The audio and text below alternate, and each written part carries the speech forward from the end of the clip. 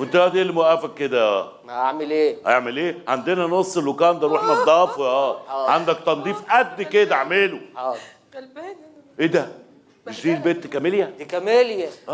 مش دي اللي كانت شغاله في الريسيحسن. شنسن الريسيحسن. ريسبسن ريسبسنشت الريسمباليست. ريسبشنشت. شمباليه. اتعلم بقى انت ريسبشنست. حاج رمضان، انت بتاع الانجليزي كله. وايه ده ليه لابسه اللبس ده؟ تقريبا نقلوها فين؟ ودوها الروح ام فاحرز. اسمها ايه؟ اسمها ايه اللي هم بتوع السومس حرفز دي؟ يا هبل هوم ميد. الهوم ميد، الله ينور عليك.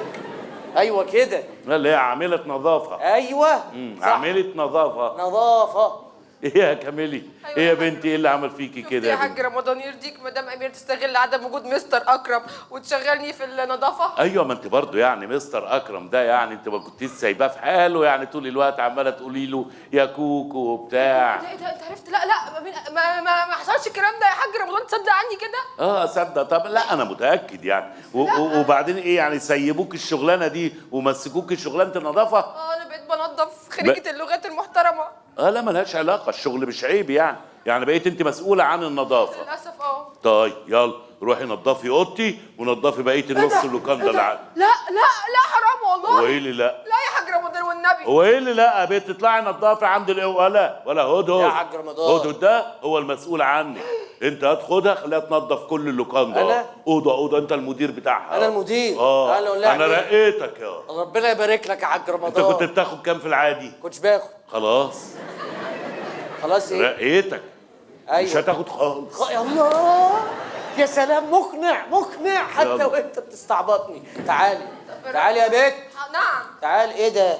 اسمها ايه؟ الزعافه. زعافه؟ صح. لا الرفاهيه دي مش عندنا، الكلام ده ما ينفعش معايا. تسمعي عن الريسايكلينج؟ طبعا. أيوة. ايه ده؟ اكبر مثل. ايه ده ايه؟ يالا ده انت بتستعمله في النظافه؟ ده جديد جديد. ده يقعد له 5 6 سنين كمان. الكلام ده؟ هتستخدمه في النظافه. شفت انا بضحي ازاي عشان اللوكاندا؟ ضحي ايه؟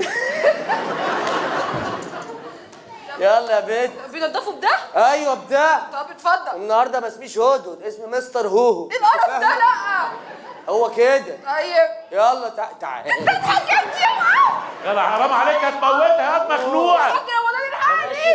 اوعى خش يا بنت. انا اشوف اللي عايزه تنتحر دي. بنت يا شماء، انت يا بنت